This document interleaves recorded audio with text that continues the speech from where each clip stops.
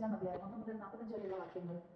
ഇസ്രായേലിനെ നയിച്ച ദൈവം, കർത്താവിന് കൃതജ്ഞത അർപ്പിക്കുവിൻ, അവിടുത്തെ നാമം വിളിച്ചപേക്ഷിക്കുവിൻ, അവിടുത്തെ പ്രവൃത്തികൾ ജനതകളുടെ ഇടയിൽ ഉദ്ഘോഷിക്കുവിൻ, അവിടത്തേക്ക് ഗാനം ആലപിക്കുവിൻ, ഗീതങ്ങൾ ആലപിക്കുവിൻ, അവിടുത്തെ അത്ഭുതങ്ങൾ വർണ്ണിക്കുവിൻ, അവിടുത്തെ വിശുദ്ധ നാമത്തിൽ അഭിമാനം കൊള്ളുവിൻ. കർത്താവിനെ അന്വേഷിക്കുന്നവരുടെ ഹൃദയം ആഹ്ലാദിക്കട്ടെ. കർത്താവിനെയും അവിടുത്തെ ബലത്തെയും അന്വേഷിക്കുവിൻ, നിരന്തരം അവിടുത്തെ സാന്നിധ്യം തേടുവിൻ. അവിടുന്ന് ചെയ്ത വിസ്മയവാഹങ്ങളായ പ്രവൃത്തികളെ ഓർക്കുവിൻ, അവിടുത്തെ അത്ഭുതങ്ങളെയും ന്യായവിധികളെയും തന്നെ.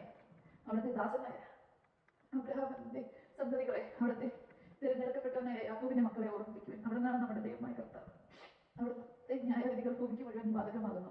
അവിടുന്ന് തന്റെ ഉടമ്പടി എന്നേക്കും വിസ്മരിക്കും, തന്റെ വാഗ്ദാനം തലമുറകൾ വരെ ഓർമ്മിക്കുക. അബ്രഹാത്തോട് ചെയ്ത ഉടമ്പടി, ഇസഹാക്കിന് ശബ്ദപൂർവ്വം നൽകിയ വാഗ്ദാനം തന്നെ. അവിടുന്ന് അത് യാക്കോബിന് ഒരു ചട്ടമായും ഇസ്രായേലിന് ശാശ്വതമായ ഒരു ഉടമ്പടിയായി സ്ഥിരീകരിച്ചു.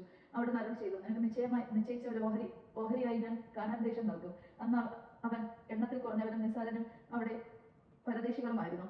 അവർ ജനതകളുടെയും രാജ്യങ്ങളുടെയും ഇടയിൽ അലഞ്ഞു നടന്നു. ആരും അവനെ പീഡിപ്പിക്കാൻ അവിടുന്ന് സമ്മതിച്ചില്ല. അവരെ പ്രതി അവിടുന്ന് രാജാക്കന്മാരെ ശാസിച്ചു.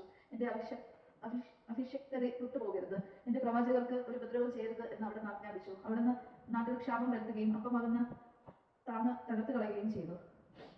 അപ്പോൾ അവർക്ക് മുൻപായി അവിടുന്ന് ഒരുവനെ അയച്ചു, അടിമയായി വിൽക്കപ്പെട്ട ജോസഫിനെ തന്നെ. അവന്റെ കാലുകൾ വിലങ്ങുകൊണ്ട് മുറിഞ്ഞു, അവന്റെ കഴുത്ത് ഇരുമ്പ് പട്ടം മുറുക്കി. അവൻ പ്രവചിച്ചത് സംഭവിക്കുവോളം കർത്താവിന്റെ വചനം അവനെ പരീക്ഷിച്ചു.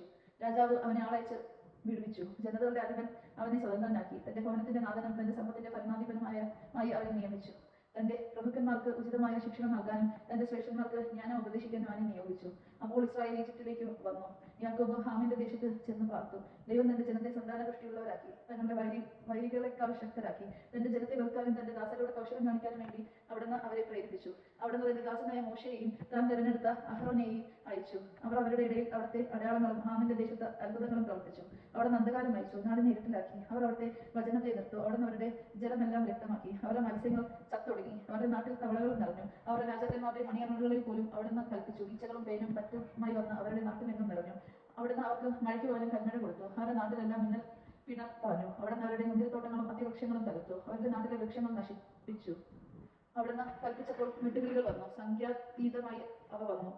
അവ അവരുടെ നാട്ടിലെ സകല സസ്യങ്ങളും അവരുടെ വയലിലെ സകല വിളവുകളും തിന്നൊടുക്കി. അവരുടെ നാട്ടിലെ കടന്നൂലുകളെ, പൗരുഷത്തിന്റെ ആദ്യ ഫലങ്ങളെ മുഴുവൻ അവിടുന്ന് സംഭരിച്ചു. അനന്തരം അവിടുന്ന് ഇസ്രായേലിനെ സ്വർണ്ണത്തിനോടും വെള്ളിയോടും കൂടെ മോചിപ്പിച്ച് നയിച്ചു. അവന്റെ ഗോത്രങ്ങളിൽ ഒരുവനും കാലിടറിയില്ല.